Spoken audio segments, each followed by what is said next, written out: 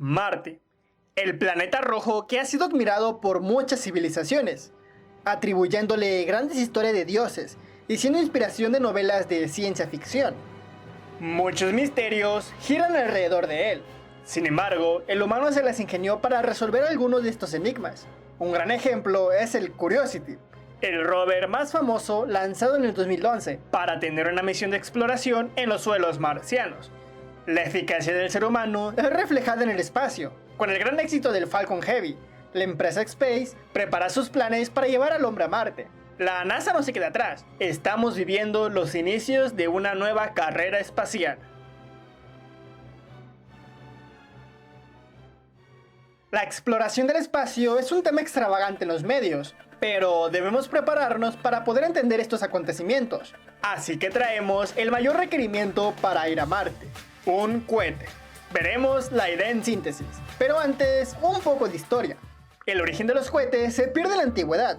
Se tiene la certeza de que se utilizaron mucho antes de que Newton descubriera su tercera ley. Fueron usados como armas de guerra por los chinos. Se han usado también para señales de socorro y diversión. Pero, ¿qué tiene que ver Newton con todo esto? Al postular su tercera ley de reacción, es más fácil entender la física de los cohetes.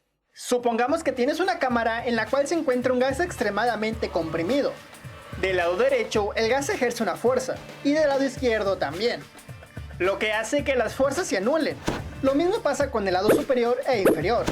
Pero al abrir una apertura por debajo, el gas sale con una velocidad, y la parte superior ya no tiene con qué equilibrarse, así que empieza a empujar hacia arriba, lo cual hace que el cohete empiece a elevarse. Pero debemos usar el menos combustible posible si queremos llegar a Marte. Y el volar directo hacia arriba será una pérdida de combustible y tiempo. Lo conveniente es crear una órbita. Imagina que lanzas una bala con un cañón demasiado potente. Ve que su trayectoria traza una parábola. Mientras más velocidad tengamos, mayor será la distancia recorrida. Tanto así que nuestra bala empezará a caer y a caer y a caer. No topará el suelo. Ahora estará en órbita.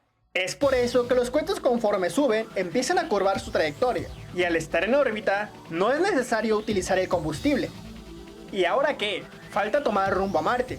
En este momento empezamos a soltar combustible para emplear nuestra órbita.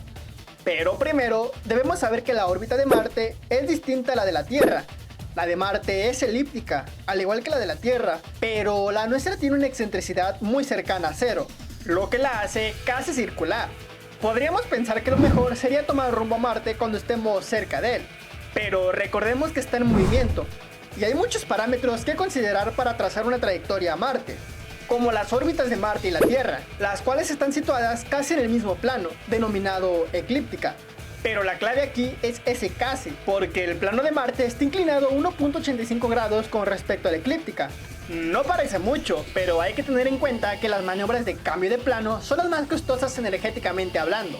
Así que debemos elegir una órbita de tal modo que al llegar a la órbita marciana nos encontremos con nuestro objetivo.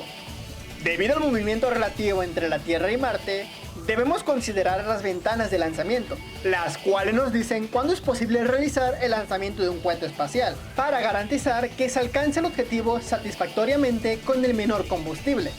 Las ventanas de lanzamiento hacia Marte tienen lugar cada 25 meses y medio. Y así la mecánica orbital es algo muy complejo, pero ahora tenemos una idea de cómo funcionan los cohetes y cómo llegar a Marte. Ahora nuestro amigo Félix, de Habías Pensado, les hablará sobre los retos psicológicos de ir a Marte. La misión para llegar a Marte sería mucho más larga y difícil que cualquier otra misión que se haya realizado hasta ahora. Y nuestros amigos de Astrofísicos en Acción les hablarán sobre la exploración en Marte a través del tiempo. Así que vayan a sus videos para aprender más. Este video pertenece a una colección llamada Crónicas Marcianas, videos dedicados al planeta rojo, donde encontrarás diferentes youtubers que de seguro te van a encantar. Así que prepárate para aprender desde su biología hasta más curiosidades. ¡Hasta la próxima!